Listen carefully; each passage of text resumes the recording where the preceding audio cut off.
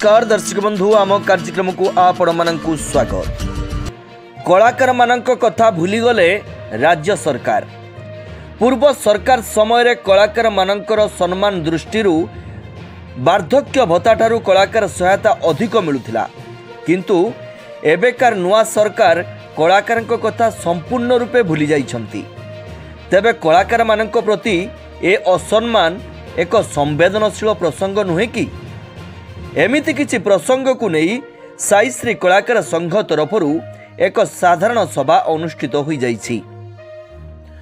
बुड़ी जाउथिबा लोक कला व संस्कृति को बंचई रखिबा व दुष्ट कलाकार मानकु सहयोगर हाथ बढ़ाइबा उद्देश्य रे बालेश्वर व भद्रक जिल्लार कलाकार मानकु नहीं नूतन भावे बाहानगा ब्लॉक अभणा ग्राम रे गढ़ी उठिथिबा साई श्री कलाकार संघर सरस्वती पूजा सहित गत शुक्रवार दिन एक बंधु मिलन कार्यक्रम अनुष्ठित हो जाइछि। संघर समस्त सदस्य माने मां बीणापाणी ठारे पूजा आराधना करने सहित असुस्थ थिबा कलाकार मानकर आशु आरोग्य कामना करथिले।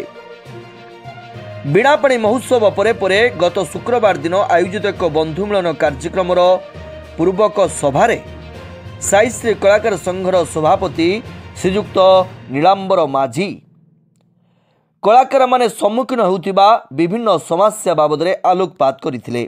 सरकार को आम कहबार माने अभिप्राय है कि सरकार जो कलाकार भत्ता प्रदान कले से वार्धक्य भत्ता 500 टका मासिक दि जाऊला। आमको सरकार मासिक 1000 टका प्रदान कले, कि दुख एवं परितार विषय जे सरकार निर्वाचन जीतवा पूर्व इस्तार कहते 3000 और 3500 टका करेंगे।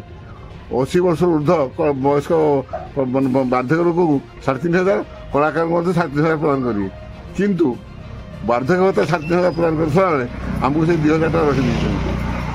आम मान कलाकार मान दुष्ट बहुत दुष्ट सारा जीवन लोक हसई कंदे माने मनोरंजन सृष्टि कर लोक आज दुखर मैंने अच्छा। तेणु सरकार आम यही दाबी रही सरकार आम कथा विचार को नहीं आम भत्ता शीघ्र वृद्धि कर व्यवस्था कर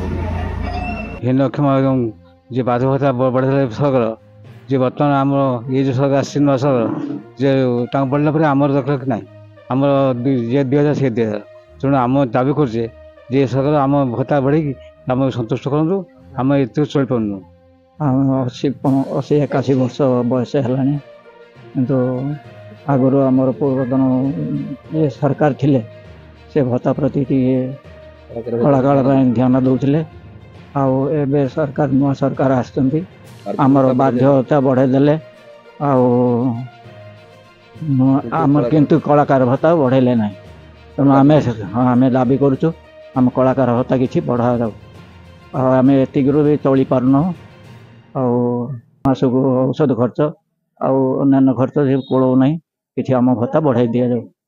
मुझे कहना चाहे वार्धक्य भत्ता मैं बढ़ला बढ़ीगला 3500 है 80 वर्ष ऊर्ध मानकर आमर से 2500 टका आम आम चली पार्नु। औषध भत्ता खर्च चलो बेसी आ चली पार्नु आती कथा। पूर्व सरकार थे कलाकार अधिक दौले एवं आउ दौना कलाकार कम पैसा दौरान से चली होनी से विषय